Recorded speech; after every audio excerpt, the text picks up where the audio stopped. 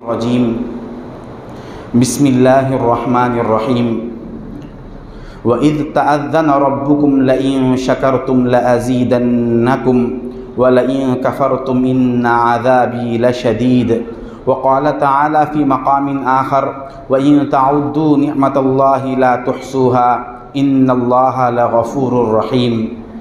सदक़ल्लाहु मौलानल अज़ीम व सदक़ रसूलुहुन नबियुल अमीनुल करीम व नहनु अला ज़ालिका लमिनश शाहिदीन वश्शाकिरीन वज़्ज़ाकिरीन वल्हम्दुलिल्लाहि रब्बिल आलमीन। व क़ाल अल्लाहु तआला फ़ी शअनि हबीबिही जलालन व इकरामा इन्नल्लाहा व मलाइकतहु युसल्लूना अलन नबी या अय्युहल्लज़ीना आमनू सल्लू अलैहि व सल्लिमू तस्लीमा। अल्लाहुम्मा सल्लि अला सय्यिदिना व मौलाना मुहम्मदिन नबिय्यिल उम्मी व अला आलि सय्यिदिना व मौलाना मुहम्मदिन नबिय्यिल उम्मी अल्लज़ी क़ुरिनतिल बरकतु बिज़ातिही व मुहय्याहु व तअत्तरतिल अवालिमु बितीबि ज़िक्रिही व रय्याहु।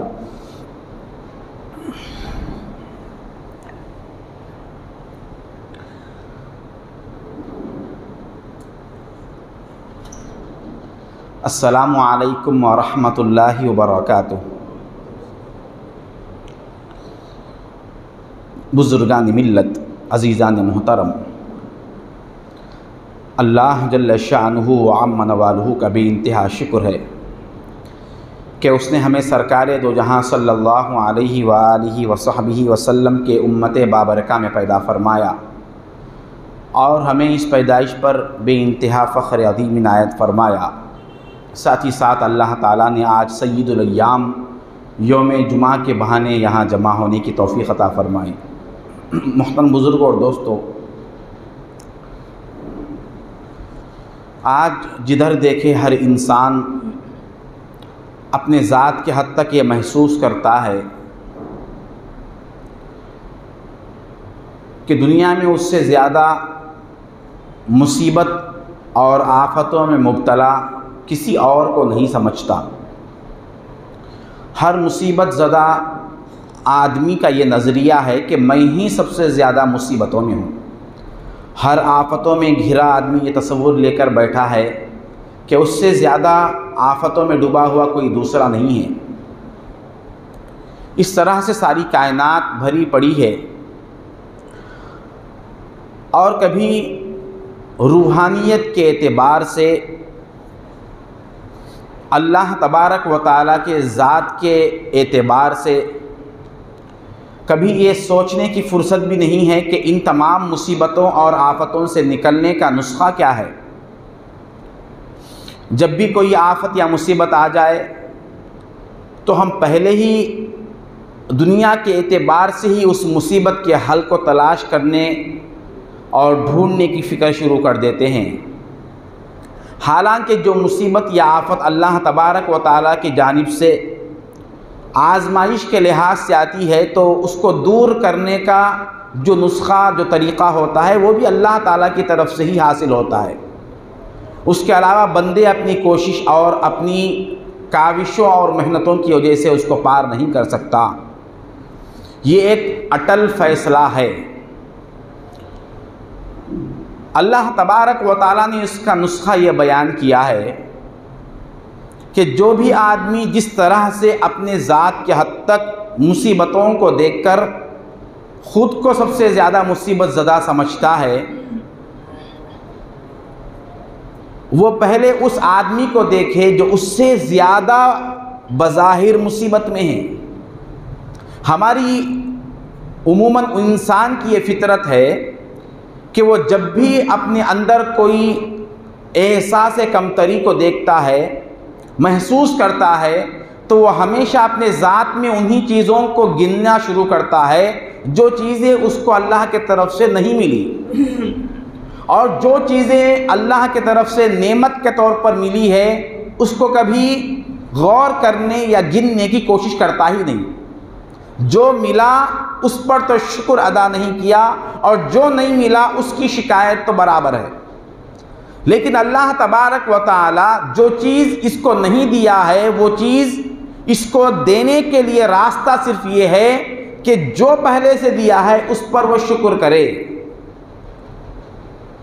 बड़ी नाजुक बात कुरान करीम ने बताई है, बड़ी नाजुक चीज़ नुस्खा बताया है कि जो चीज़ अल्लाह तबारक व तआला ने दिया है उसको पहले याद रखे, उसका शुक्र पहले बजा लाए।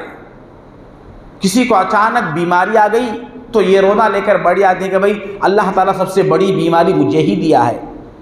अच्छा भाई, ये बीमारी आने से पहले जो ज़िंदगी सेहतमंद की थी, उस ज़िंदगी पर कब तुमने शुक्र अदा किया? उस पर तो कभी शुक्र अदा नहीं किए। जब तक सेहत थी, जब तक जवानी थी, जब तक हाथ पैर में कुव्वत और ताकत सलामत थी, अकड़ कर चलते रहे। उसको अपनी ज़ाती कुव्वत और ज़ाती ताकत समझते थे। तो अल्लाह तबारक व तआला उस कुव्वत और ताकत को ज़रा पस्त कर दिया और कम करके बता दिया कि अगर ये तुम्हारी होती तो तुमसे कभी छीनी नहीं जाती थी। इसलिए अल्लाह तबारक व तआला ने अपने नेमतों को याद करने की तरगीब दी। फरमाया व इन तउद्दू निअमतल्लाहि ला तुहसूहा, तुम हमारी नेमतों को अगर गिनना भी चाहो तो तुम गिन नहीं सकते। हमारी नेमतें उतनी ज़्यादा है। अल्लाह ताला गिनने का हुक्म नहीं दे रहा है कि तालू से तलवे तक हमने कितनी नेमतें दी है, ये गिनने का हुक्म नहीं है, बल्कि अल्लाह ये कह रहा है फ़ज़कुरू आला अल्लाहि लअल्लकुम तुफ़्लिहून। हमने जो नेमतें दी हैं उनको याद करो, याद करके ये बताओ कि ये हमारी नहीं है, ये अल्लाह की दी हुई है। हमने कब समझा है कि अल्लाह क्या दिया हुआ है? हर काम में जो भी अच्छा काम होता है उसको हमने अपने ज़ात की तरफ, अपने माल की तरफ या अपने सलाहियतों की तरफ फेर दिया और कहा, लोगों में यही डंका पीटते रहे कि ये मेरी मेहनत की है, मैं ऐसा किया था, मैं वैसा किया था। इस तरह करने से अल्लाह तबारक व तआला की नेमतें घट जाती है। अल्लाह तबारक व तआला ये कह रहा है, तुम अपनी मुसीबतों से नजात पाना चाहते हो तो तुम जिस हाल में भी रहो, हर हाल में अल्लाह का शुक्र बजा लाओ। ये शुक्र बजा लाना खुद तुम्हारे अंदर उस नेमतों में इजाफा करने का सबब बन जाएगा। वइज़ तअज़्ज़न रब्बुकुम, और याद करो उस वक्त को तुम्हारे रब ने ऐलान कर दिया, लइन शकरतुम, अगर तुम शुक्र करोगे, लअज़ीदन्नकुम, तो हम ज़रूर बिज़रूर उस नेमत को ज़्यादा करके दिखाएंगे। वलइन कफरतुम, और उस मुसीबत आने के बाद तुम शिकायतें करते रहे, वावैला मचाते रहे, तो क्या होगा? नाशुक्री करने पर क्या होगा? इन्ना अज़ाबी लशदीद, उसके बदले में उससे बड़ा ख़तरनाक अज़ाब या उससे ख़तरनाक मुसीबत तुम पर आएगी। जिस हाल में अल्लाह रखा है, नेमत के शुक्र बजा लाने का सबसे पहला तरीक़ा। अब सवाल ये होता है कि अल्लाह की इतनी अनगिनत नेमतें हैं, कभी हम गौर किए हैं दोस्त? कभी हम गौर किए हैं? ये कायनात हमारे इंसानी जिस्म से बाहर देखने की तो बात दूर की है, अपनी ही ज़ात में थोड़ी देर के लिए गौर कर ले, अपने ही जिस्म में थोड़ी देर के लिए गौर करके देख ले कि कितनी नेमतें अल्लाह दिया है। ये आँख के ऊपर जो पलकें लगी हुई है, ये आँख का एक एक बाल इतना कीमती है कि अगर ये बाल अल्लाह तबारक व तआला, अल्लाह न करे किसी वजह से किसी के निकाल दे तो उस इंसान की ज़िंदगी का पूरा सुकून गारत हो जाएगा। हम हमेशा वो ओहदा मिलना, ये मकाम मिलना, अरे इतना बड़ा मकाम, इतनी बड़ी नेमत दिया है, इस पर शुक्र कब गुजारें हम? हमें ये दौलत होना, ये जायदाद होना, ये जो जायदाद तालू से तलवे तक अल्लाह दिया है, इसको कभी हमने पहचाना ही नहीं कि इसकी कीमत क्या है। अगर ये बाल निकल जाए तो हमारा हशर क्या होगा? ये आँख का जो ऊपर का जो पकोटा है, जो वईफर का काम कर रहा है, इसकी ये हरकत बंद हो जाएगी। ये आँख के ऊपर जो वईफर है, आँख के ऊपर जो वईफर है, हम सुबह से शाम तक कितनी मर्तबा इसको हरकत देते हैं, हमें अंदाज़ा ही नहीं। हम कार में कभी गए, बारिश हो रही है, वईफर को ऑन करते हैं, थोड़ी देर के बाद बंद कर देते हैं। हमेशा के लिए वो उसी तरह से वईफर जारी नहीं रख सकता। मगर ये आँख हमेशा जब हम जाते हैं, गर्द गुबार इस पर उछलते हैं तो आँख में गर्द आ जाता है, आँख में धूल आ जाती है। तो जैसे ही ये पकोटा एक बार बंद होकर फिर खुलता है तो वो सारी धूल, वो सारा गर्द ख़त्म हो जाता है। हम कितनी मर्तबा इस आँख को, इस तरह पलक को झपकते हैं, वईफर को ऑन करते हैं, मगर उसका एहसास भी हमको नहीं कि अल्लाह कितनी बड़ी नेमत दिया है। मैं ये नेमतें नहीं गिन रहा हूँ। अब नेमतें गिनने की कोशिश करेंगे तो हमारा उन्वान ही बराबर नहीं होगा। इतनी नेमत, इतनी अनगिनत नेमतें हैं, इसको हमने कभी गौर किया ही नहीं। सबसे पहले थोड़ी देर के लिए बैठकर हम अगर सोचते कि अल्लाह के कितने हम पर एहसान हैं, जिसको अल्लाह के एहसान और उसके नेमतों का एहसास हो जाए तो वो कभी अपने सर को सजदे से उठा ही नहीं सकता। वो मत देखे जिसको नहीं दिया है, उसको मत देखे, जो कुछ दिया है वो देखे। ये हम नहीं देखते। हमारे औरतों का भी घरों में यही रोना है, हमारे नौजवानों का भी यही रोना है, हमारे बूढ़ों का भी यही रोना है। जिसकी औलाद बिगड़ गई वो ये देखता है कि मेरी औलाद इसी क्यों खराब हो गई। वो ये नहीं देखता कि अल्लाह शुक्र करो, अल्लाह औलाद तो दिया है। उन लोगों को देखो जिनको औलाद दिया ही नहीं है।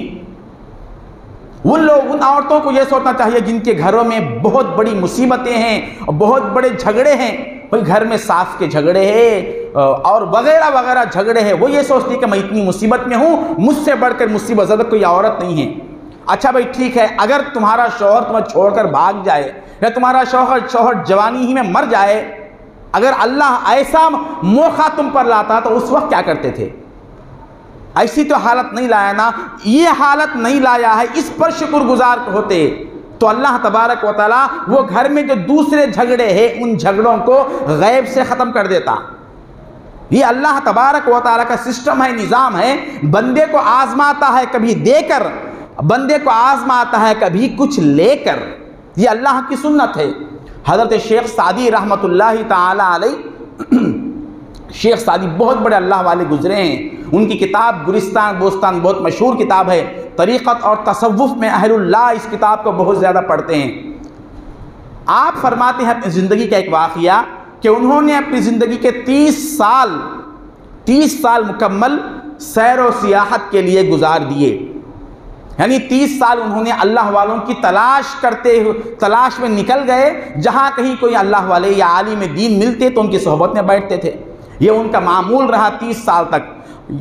या किसी बस्ती पर पहुँचते जहाँ पर लोग बेदीन होते तो उनको दीन सिखाते, ईमान समझाते। ये उनका मामूल था। 30 साल गुजरे। इसी दौरान एक वाक़या यूँ हुआ, एक वाक़या ऐसा भी आपके पेश आया कि आप जा रहे थे कि ऐन दोपहर का धूप का वक्त है, सूरज सवानेज़े पर है, सवानेज़े पे होने की तरह है। ऐसे माहौल में है कि आपके पैर की चप्पल टूट गई। आपके पैर की चप्पल टूट गई। पैर की चप्पल टूटना था, अब पैर ज़मीन पर रखना पड़ा और ज़मीन की तपिश और शिद्दत को महसूस करना पड़ा।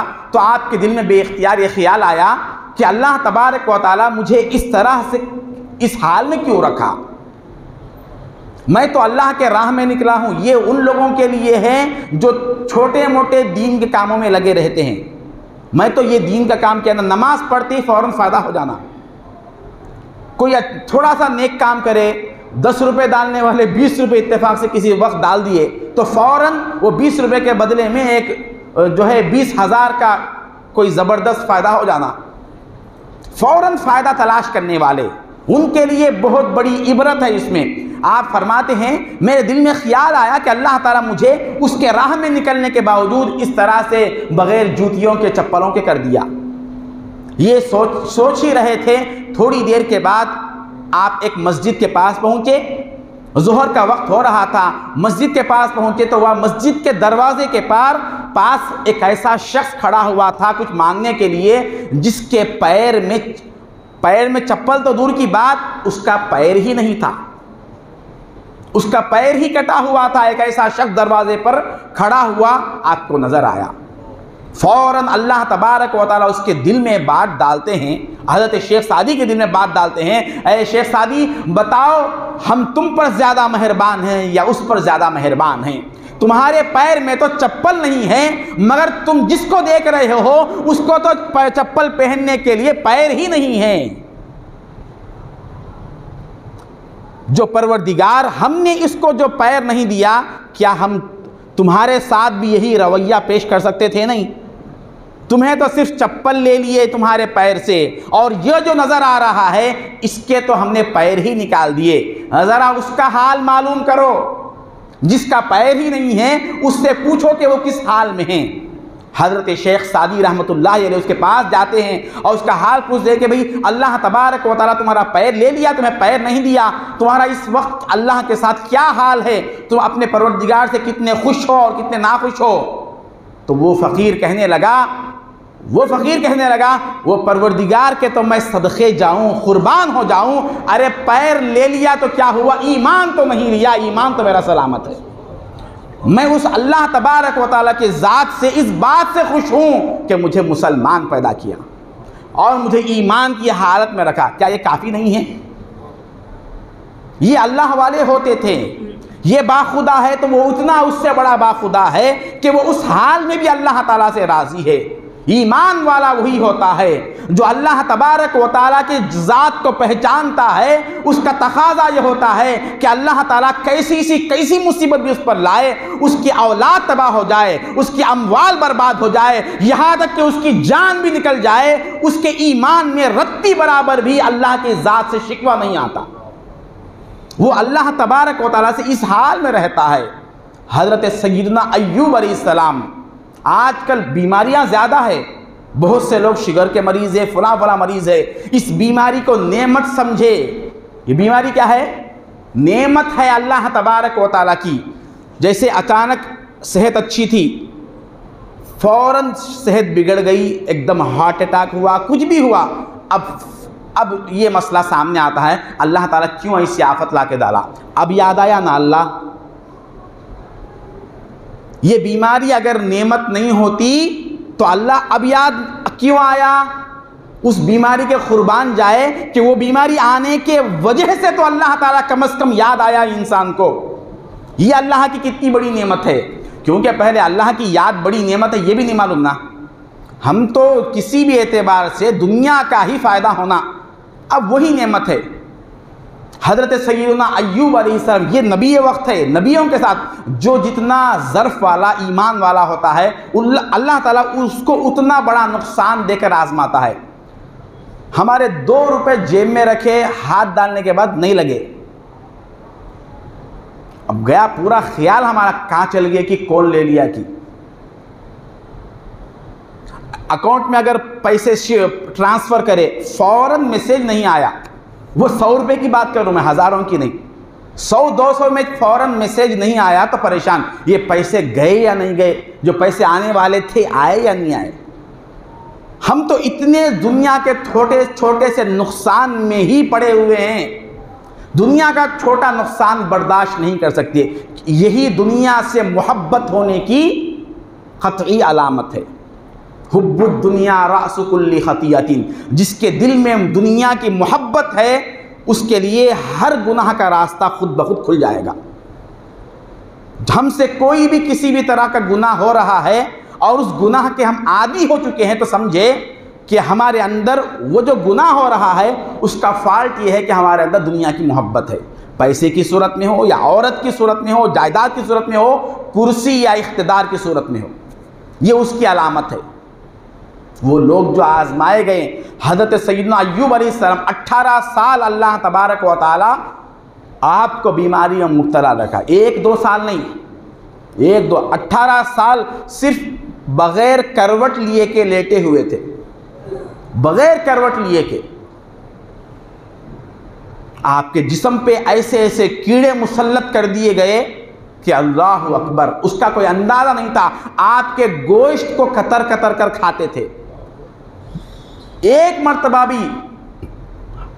मर्तबा भी आपने 18 साल की मुद्दत में उफ तक नहीं कहा, अल्लाह से दुआ भी नहीं की कि अल्लाह मुझे इस बीमारी से निकाल दे। क्यों दुआ नहीं किए? दुआ क्यों नहीं किए? क्योंकि उनकी निगाह में ये मुसीबत नहीं थी, ये अल्लाह की तरफ से नेमत थी।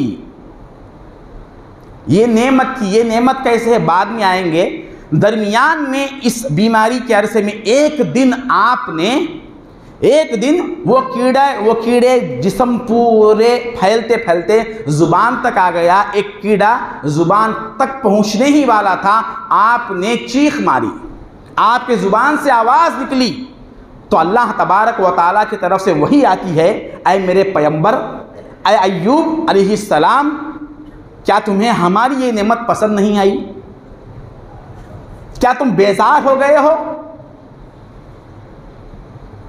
कहा कि परवरदिगार हरगिज नहीं, मुझे वही हाल पसंद है जिस हाल में तू मुझे रखना चाहता है।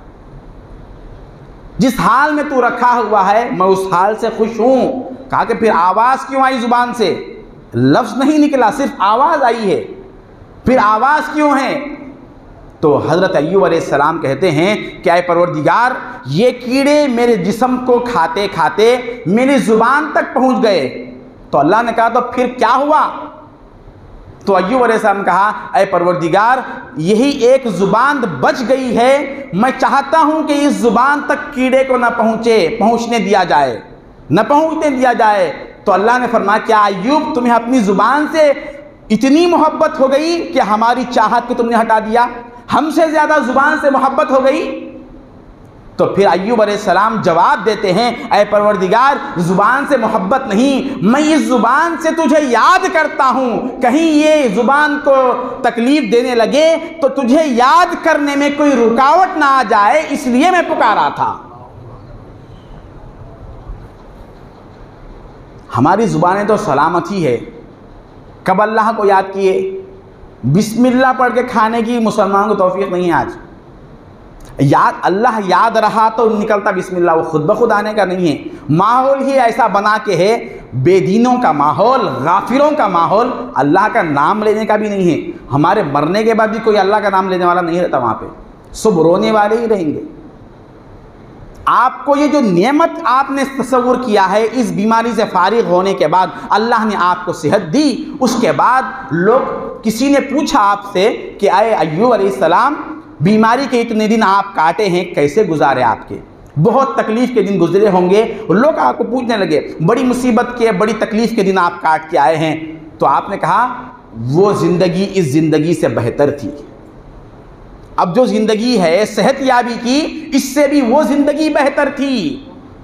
कौन सा मकाम है ये मत समझिए कि ये नबियों का है, हम नहीं करने का है। ये डिवाइड मत कीजिए। अगर वैसी जन्नत होना है, वैसी नेमत आखिरत मिलना है, तो फिर वो मकाम पर जाना है। मनसब मिलने की ज़रूरत नहीं। अय्यूब अलैहिस्सलाम के नबूवत का मनसब तो नहीं मिलेगा, लेकिन आपके नबूवत के फैज़ से आपको जो मकामात मिले हैं, इस तरह सब्र करने के, शुक्र करने के, वो सबके लिए आम है। जो भी चाहे कर सकता है। हुजूर ने इसलिए फरमाया, मेरी उम्मत के बाद ऐसे लोग होंगे जो ना नबी होंगे ना शहीद होंगे, मगर जब अल्लाह ताला क़ियामत के दिन अपने अर्श के दाएं और बाएं मिंबरों को बिछाएगा और हर मिंबर पर एक एक नबी को बिठाएगा, हर मिंबर पर एक एक नबी को वहाँ पर रौनक अफरोज करेगा, तो उन मिंबरों में अंबिया के, उन्हीं मिंबरों के दरमियान मेरे उम्मत के औलिया के मिंबर लगे होंगे। वो नबी नहीं हैं, मगर नबी के जैसे अखलाक उनके थे, नबी के जैसे औसाफ उनके थे, नबी के जैसे अहवाल उनके थे। इसीलिए जहाँ अय्यूब अलैहिस्सलाम रहेंगे, उनसे लगे हुए मिंबर पर मेरे उम्मत के औलिया में से कोई वली बैठा रहेगा। मेरी उम्मत के औलिया को नबी नहीं हैं, मगर नबी के जो अखलाक थे, जो किरदार थे, वो अल्लाह ताला इनको अता करेगा। उसी के मुताबिक अल्लाह ताला इनको मकाम और मर्तबा अता करेगा। तो आपसे पूछा गया कि वो दिन अच्छे थे या ये दिन अच्छे थे, तो आपने जवाब दिया, उन दिनों पर तो कुर्बान जाऊं, उन बीमारी के दिनों में जो मज़ा था, सेहत याबी के दिनों में नहीं है। क्या बात है? लोगों ने पूछा, बीमारी अच्छी थी आपको? बीमारी आपको अच्छी थी? तो आपने फरमाया, जब सुबह होती थी उन दिनों में, मेरा परवरदिगार मेरे करीब होता और कहता था कि अय्यूब तुम्हारा हाल कैसा है? अय अय्यूब तुम्हारा हाल कैसा है? अब ये बातें तो समझ में नहीं आती। कोई बड़ा धेड़ चंबार मिनिस्टर फ़ोन करे, वो पूरे दुनिया में बोल लेके फिर के वो करते, वो चाहता। कोई पैसे वाला, कोई दुनिया वाला, अरे वो खुद मुर्दा है, उसकी कोई चीज़ नहीं है, मरते ही उसका कोई एक पैसा भी उसका नहीं है, ऐसा पूछा तो अच्छा रहता। कोई अल्लाह वाला पूछा, अब अल्लाह ताला खुद पूछ रहा है क्या ये तुम्हारा हाल क्या है? तो फिर मैं शाम तक अल्लाह के उस आवाज़ में मस्त रहता हूँ, मुझे बीमारी का एहसास ही नहीं होता। फिर मैं शाम का इंतज़ार करता हूँ, तो शाम में फिर अल्लाह ताला कहता है, अय्यूब तुम्हारा हाल क्या है? बीमार के पास अल्लाह ताला होता है, सरकार दो आलम ने इरशाद फरमाया, एक बंदा क़ियामत के दिन अल्लाह की बारगाह में मीज़ान पर आएगा तो अल्लाह कहेगा कि बंदे मैं बीमार था, तू मुझे पूछने ही नहीं आया। बीमारों के पास जाना, उनकी पुरसिश करना, उसकी बहुत फजीलत आई है, क्योंकि उनके पास जाने के बाद अल्लाह की नेमतों का एहसास होता है। जिसको अल्लाह इस बीमारी में मुब्तला रखा है, अल्लाह चाहता तो वही बीमारी मुझ पर भी ला सकता था। ये देखकर इबरत लेना है कि वो परवरदिगार जिसने इसको बीमार किया है तुझे भी बीमार कर सकता था। उस परवरदिगार का शुक्र बजा ला कि तुझे इस बीमारी से महफूज रखा। अदना दर्जे की बात कर रहा हूँ, अदना दर्जे की बात है। मुसीबत नहीं सह सकते, लेकिन जो मुसीबत ज़दा है उनके हाल को देखकर अपने हाल को दुरुस्त करने का एक बहुत बड़ा ज़रिया वहाँ पर मिलता है।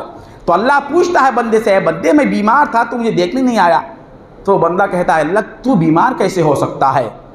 तो अल्लाह ताला कहता है कि फ़लाँ फ़लाँ तेरे मालूमात में बीमार हो गया था, तू उससे मिलने क्यों नहीं गया? अगर तू उसके पास उसकी इयादत के लिए जाता, उसकी दिलजोई करता, तो वहाँ पर तू मुझे पा लेता। उसको मिलना मुझको मिलने के बराबर है। उसको मिलता तो मुझको तुम वहाँ पर पा लेता था। तो दोस्तों, ये जितने भी हमारे दरमियान आफतें हैं, ये सिर्फ इसलिए है कि हमने अल्लाह तबारक व तआला की नेमत को नहीं समझा। शुक्र, जब भी नुकसान हो गया तो ये मत समझिए कि ये चीज़ मुझसे दूर हो गई, बल्कि तसव्वुर ये रखे कि उससे बेहतर चीज़ तो मेरे पास है ना। उससे बेहतर तो दूसरी चीज़, तो अगर सब कुछ लुट गया तो आखिर में नाश करने के लिए बहुत बड़ी चीज़ है कि अल्लाह मुझे ईमान वाला तो बाकी रखा। मेरा ईमान तो नहीं गया, सब कुछ मेरा गया होगा, अल्लाह ताला मुझे मुसलमान तो रखा। जितनी औरतें, जितनी लड़कियां आज कभी अपने ससुराल में मुसीबतों में रहती है, कम से कम इतना तो सोच कर अपने दिल को दिलासा दे कि अल्लाह ताला मुझे किसी काफिर के साथ भागने का, वैसी महरूमी, वैसी लानत मुझ पर मुसल्लत नहीं किया। मुझको मुसलमान घराने में ही तो रखा कम से कम। ऐसा माहौल, ऐसा बाजार चल रहा है, ऐसे माहौल में मुझे मुसलमान घराने में तो रखा। मैं नमाज तो यहाँ आसानी के साथ पढ़ सकती हूँ, मैं अपनी इबादतें तो आज़ादी के साथ कर सकती हूँ। ये भी तसव्वुर करके वो रुक जाए, अल्लाह ताला ज़रूर उनकी ज़िंदगियों में बरकतें देते हैं। हमारी सबसे बड़ी आफत, अल्लाह के शुक्र गुज़ार बनने का सबसे बड़ा तरीक़ा यह है कि पहले नेमत को पहचानें। नेमत को पहचानने के वास्ते नेमत जो दिया है वो मालूम हो। हर एक का पता हमारे पास है, हमारे मौला का पता हमारे पास है। किसको फिक्र है आज अल्लाह को जानने की? ज़िंदगी का मकसद क्या है दोस्त हमारा? क्या है ज़िंदगी का मकसद? क्यों जी रहे? कमाओ, आज इतना कमाए, 2 को 4 कैसे करना, 4 को 8 कैसे करना, कब तक करेंगे? आखिर कर करके क्या करेंगे? आखिर कर करके क्या करेंगे? इतने रोज़ाना न्यूज़ आ रहे हैं, जितना माल है उतनी आफतें हैं। जितना माल है, जैसे ही कमज़ोर हो जाएंगे हमारा माल लेने के लिए हमारा गला काट देंगे, सिर्फ उस माल के वास्ते। खुश ही नहीं है कोई मालदार आदमी। जो परवरदिगार अल्लाह को रखता है वो हमेशा खुश रहता है, वो हमेशा खुश रहता है। हज़ारों प्रॉपर्टी है, जितना माल हमारे लिए ज़रूरी नहीं है। एक ऐसा शख्स है, उसके पास 4-5 करोड़ है, अब उसकी बेटियां भी ज़्यादा नहीं है, कोई खर्च भी नहीं, चलो बीमार भी हो गया, 1 करोड़ अपने पास रख लिया तो भी बहुत बड़ी बीमारी आ गई तो भी कंट्रोल कर सकता हो। उसके बाद ये 4 करोड़ क्यों एक्स्ट्रा रखे? क्या करने के वास्ते रखे? मरने के बाद कोई दूसरा ले लेता, क्या अच्छा होता? उन्हीं पैसों के ज़रिए से जो ज़रूरत नहीं है, क्यों अल्लाह दिया, फिर उसके बावजूद उसको अल्लाह के राह में लगा देते, आखिरत का सौदा वहाँ पर कर लेते तो क्या अच्छा होता था। अब बच्चे पूरे बैठे हुए हैं, ये कब मरता बाप? उसका नज़रिया ख़राब क्यों हुआ? हमारे माल जमा करने की वजह से। ये अजीब शौक़ बन गया हमारा।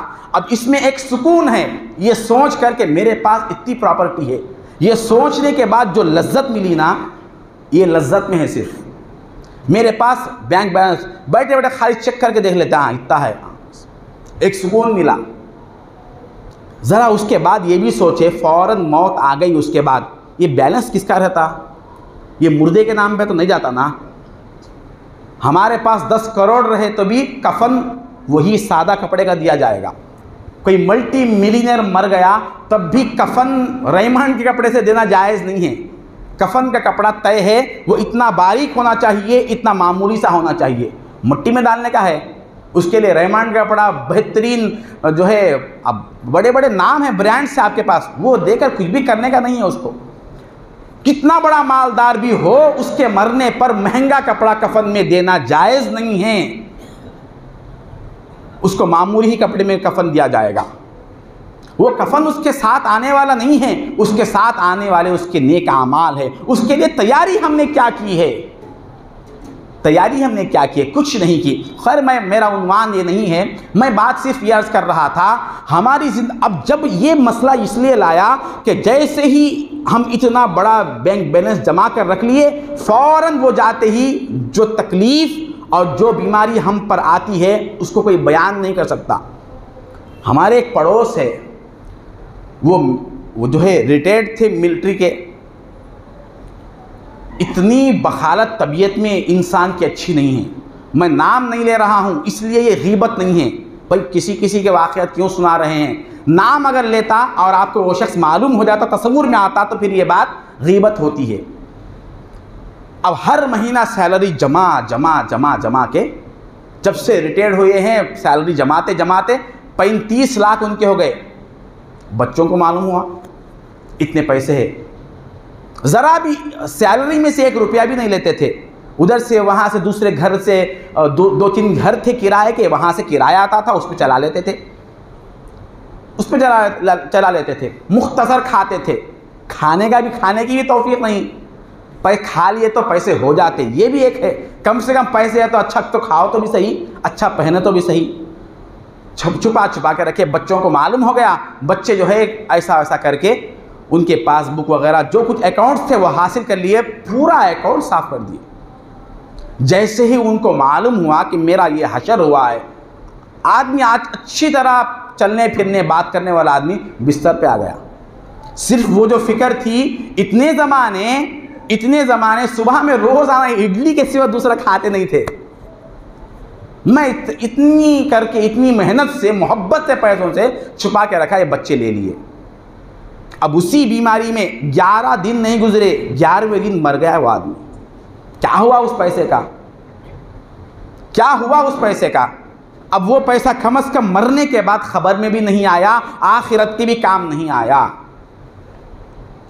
हमने अपने कमाई में से, माल में से बीवियों के लिए हिस्सा, बच्चों के लिए हिस्सा, अपने मुस्तकबिल के लिए हिस्सा रखा। आखिरत के लिए क्या रखा उसमें हिस्सा? आखिरत के लिए ज़रूरी नहीं है, नहीं तो छोड़ देंगे मज़हब कहीं नमाज़ पढ़ना क्योंकि आके आ जाए। आज जुमा फ़र्ज़ है, नमाज़ पढ़ना करते, अल्लाह फ़र्ज़ किया। जिस परवरदिगार के जुमा फ़र्ज़ करने का ईमान है, वही ये कह रहा है कि आखिरत में तुम्हारी एक ज़िंदगी है, दुनिया में जो कुछ किए हैं उसका जज़ा या सज़ा वहाँ मिलना है। वही परवरदिगार आखिरत पर भी ईमान ले रहा है। अल्लाह को मान लेना बहुत आसान है, अल्लाह पर मेरा ईमान है, रसूलुल्लाह पर मेरा ईमान, बहुत आसान है। आखिरत को मानना बहुत मुश्किल है, क्योंकि वो मंजर सामने नहीं है ना, उसके सामने हिजाब है। वो एक ज़िंदगी आने वाली है, यहाँ के हर किए का वहाँ पर जवाब देना है। ये चीज़, इस पर ईमान लाएगा तो माल को माल की जगह पर, औलाद को औलाद की जगह पर रखेंगे। क्या सरमाया है हमारा आखिरत के लिए। खैर, एक ज़िमनी माल के मुताबिक बात आ गई तो मैंने अर्ज़ किया, असल बात यह है कि आजकल जो हमारे दरमियान मुसीबतें हैं, उसकी बहुत बड़ी वजह यह है कि उन मुसीबतों को दूर करना चाहते हैं तो अल्लाह तबारक व तआला से उन मुसीबतों की हालत ही में खुश होना शुरू करे।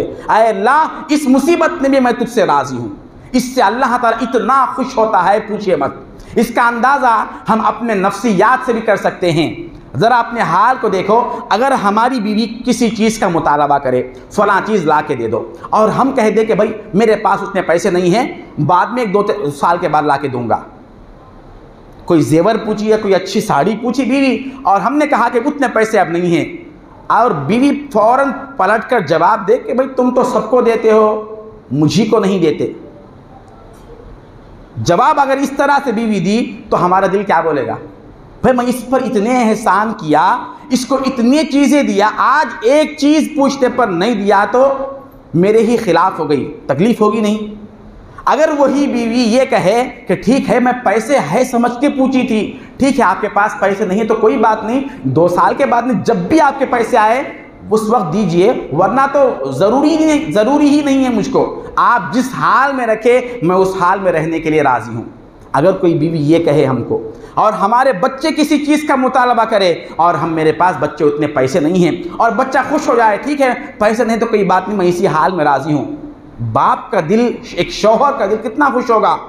हालांकि ये बाप हकीकत में मोहताज है, मजबूर है, इसके पास हकीकत में पैसे नहीं हैं, मगर वो परवरदिगार जिसके ख़जानों की कोई हद नहीं है, जिसके अता की कोई हद नहीं है, जिसके मीरास की कोई हद नहीं है, जिसके देने पर कोई हद नहीं है, वो परवरदिगार नहीं दिया है तो इसका मतलब हरगिज़ ये नहीं कि वो दे नहीं सकता था, वो दे सकता था, मगर अपने बंदे को किसी वजह से नहीं दिया। उसके बावजूद बंदा खुश हो गया, ऐ परवरदिगार तू देने पर खादिर है मगर नहीं दिया तो उसमें मेरी ही कुछ फलाह है, मेरे लिए ही कुछ फ़ायदा है, इसलिए मैं तेरे साथ इसी हाल में राज़ी हूँ। अगर बंदा ये कहे तो अल्लाह तबारक व तआला उसको इनाम क्या देता है मालूम? उसको इनाम क्या देता है अल्लाह तबारक व तआला? उसके दिल को अल्लाह ताला दुनिया की हर मुसीबत से निकाल देता है। उसका जिस्म मुसीबत में होता है, उसका दिल मुसीबत में नहीं होता।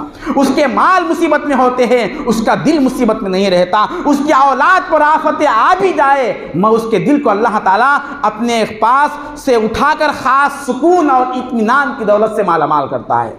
इससे जो महरूम हम क्यों हैं, खुश नहीं ही अल्लाह की ज़ात से। हालांकि हम अल्लाह के बताए हुए अहकाम को पूरे नहीं कर रहे। अल्लाह जैसा बोला हम सुन रहे, अल्लाह बोला सो हम नहीं सुनते, हम बोले सो अल्लाह क्यों सुनना? जबकि वो तो बड़ा है ना। बच्चे को बोले ये रैंक लेके आना, नहीं लेके आया, सुनते उसकी बात है? कंडीशन उसके लिए रखते ना। हालांकि अल्लाह का कंडीशन नहीं रखा। काफिरों को पाल रहा दोस्त मुसलमान को कैसे निहत्ता छोड़ सकता है? जो उसका नाफरमान है उसको बड़ी बड़ी बिल्डिंगें दिया, कभी काफिरों को बहुत देता, मुसलमान को नहीं देता, क्योंकि मुसलमान की तो ये ज़िंदगी नहीं है, उसकी असल ज़िंदगी आखिरत है।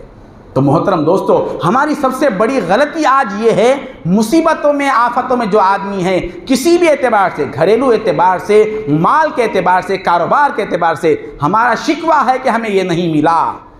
वो उसको बढ़ाने के लिए एक ही नुस्खा हुजूर ने फरमाया, या बन आदम, हुजूर फरमाते हैं हदीस कुदसी, अल्लाह ताला कहता है या बन आदम इन रज़ीत बिमा क़समतु लका, ऐ आदम के बेटे मैंने जो तुझको दिया अगर तू उससे राज़ी हो जाए, अरहतु क़ल्बका व बदनका, मैं तेरे जिस्म को और तेरे दिल को राहत दूंगा। व इन लम तरदा बिमा क़समतु लका, अगर मैंने जो तुझको दिया है उससे तू राज़ी नहीं हुआ तो फिर क्या होगा? तेरे नाराज़ होने पर मैं वो चीज़ फिर तुझे नहीं दूंगा, बल्कि उसके बदले में मेरे तकसीम पर, मेरे लिखे हुए तकदीर पर तू राज़ी नहीं है, सल्लत्तु अलैका दुनिया व मा फीहा, तो दुनिया की मुसीबतें तुझ पर और ज़्यादा कर दूंगा। और बढ़ते ही जाएंगे, बढ़ते ही जाएंगे, बढ़ते ही जाएंगे। ये हाल अगर हो जाएगा तो क्या करेंगे? तो दोस्तों, पहली बात शुक्र अदा करने का तरीक़ा ये है कि अल्लाह जो चीज़ दिया है उस पर राज़ी हो जाए। सरकार दो आलम सल्लल्लाहु अलैहि वसल्लम का हाल देखिए, अपनी उम्मत को क़ियामत तक के लिए जो आने वाली है उनको दर्स दे दिए, खाकर पेट भर खाकर भी अल्हम्दुलिल्लाह बोलने की तौफीक है। कैसा शादियों में कैसा हम पैसा ज़ाया कर रहे, क्या है कि थोड़ा मामूली खाना रहे तो अच्छा पोंछ के खाते, अच्छा खाना बचा तो गिरा गिरा के खाते। क्या नहुसत है हमको, क्या कितनी नहुसत है। बाहर जितने भिखारियाँ वो बैठे हुए रहते हो, दस्तरखान वो कवर लपट के लाते, उनको मालूम है कि इसमें इतना खाना हमको मिल जाएगा कि हमारा पूरा खानदान खाएगा। ये शुक्रगुजारी की अलामत है। शुक्रगुजारी की सबसे पहली अलामत यह है कि अल्लाह तबारक व तआला ने जो चीज़ दिया है उसको अल्लाह की इताअत में लगाना। ये आँख अल्लाह दिया है, अगर आँख को अल्लाह की नेमत हमने समझा तो इस आँख को अल्लाह के मंशा के तहत इस्तेमाल करना, ये आँख के नेमत होने पर शुक्रगुजारी है। ये कान अगर अल्लाह की नेमत होने का हमारे दिल में एहसास है तो इस कान से वही सुनना जायज़ है जो बात सुनने की अल्लाह ताला ने इजाज़त दी है।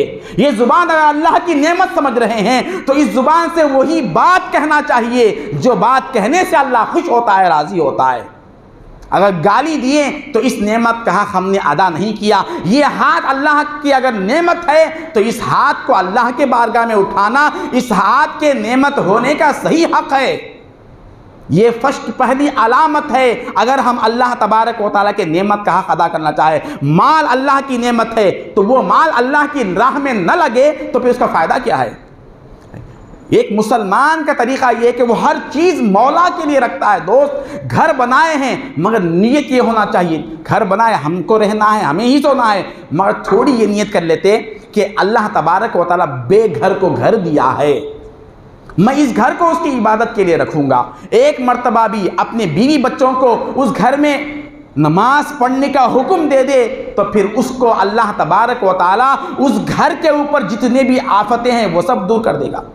यहाँ तक कि हुजूर ने फरमाया, बंदा कोई चीज़ खाने के बाद या कोई नेमत लेने के बाद ये नेमत अल्लाह की है, मेरी नहीं है, ये तसव्वुर करते हुए अल्हम्दुलिल्लाह कहता है, अल्लाह ताला उस चीज़ का हिसाब ही क़यामत के दिन नहीं लेगा।